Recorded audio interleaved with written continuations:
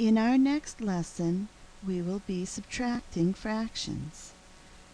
Fractions must have the same denominators before they can be subtracted.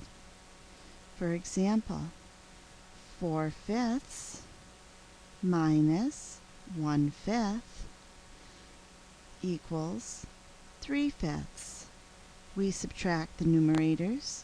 4 minus 1 equals 3. And we use the same denominator, fifths. Let's try another one. Here I have 6/9. I subtract 4/9. I am left with 2/9. 6 minus 4 is 2. The denominator 9 stays the same.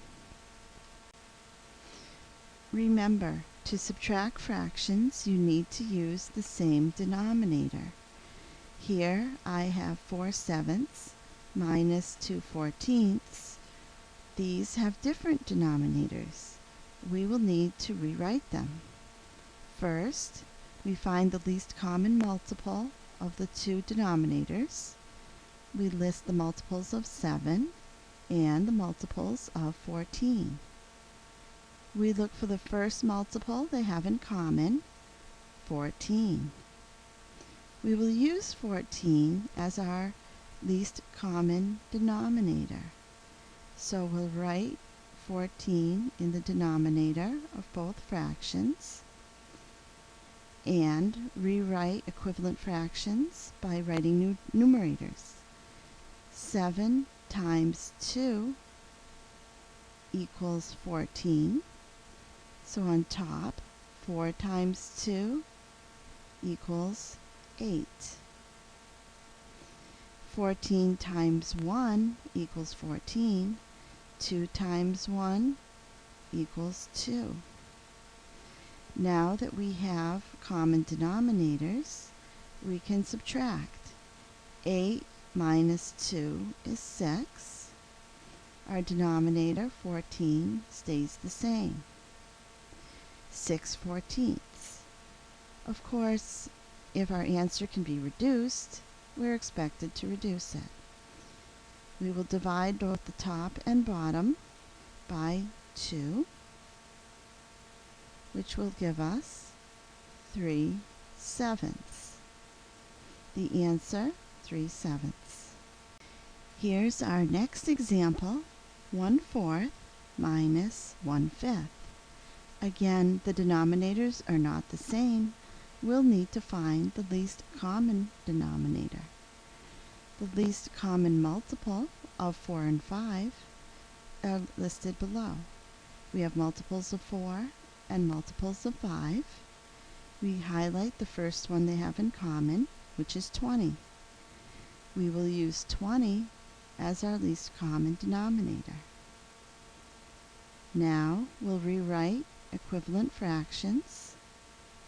1/4, you can say 4 times 5 equals 20. So on top, 1 times 5 equals 5. 1/5, 5 times 4 equals 20. 1 times 4 equals 4. Now we subtract. 5 minus 4 is 1, and our denominator, 20ths.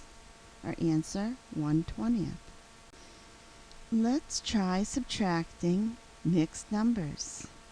Here I have 3 1/10 minus 1 1/6. I see the least common multiple of 10 and 6 is 30. Let's change 3 1/10 and 1 1/6 to equivalent numbers with a denominator of 30. Notice that I multiplied 10 times 3 to get 30, and 1 times 3 to get 3. 3 3/30. 1 1/6 we change to 1 5/30. 6 times 5 is 30. 1 times 5 is 5. Uh-oh. How can I do 3 minus 5 as part of a number? it looks like we're going to need to borrow. Borrowing with mixed numbers is a little different than borrowing with whole numbers. Here, I need to create more 30ths.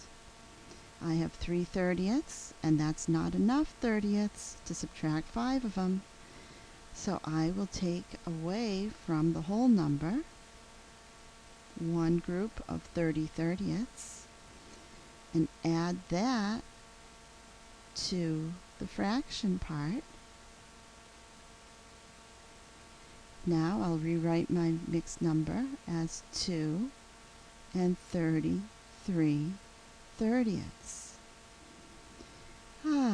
Now I can subtract 1 and 5 30ths very easily. Start with the fractions. 33 minus 5 is 28 30ths. Then the whole numbers. 2 minus 1 is 1. Looks like I can reduce 28 30ths. If I divide them both by 2, I'll get 14 15ths.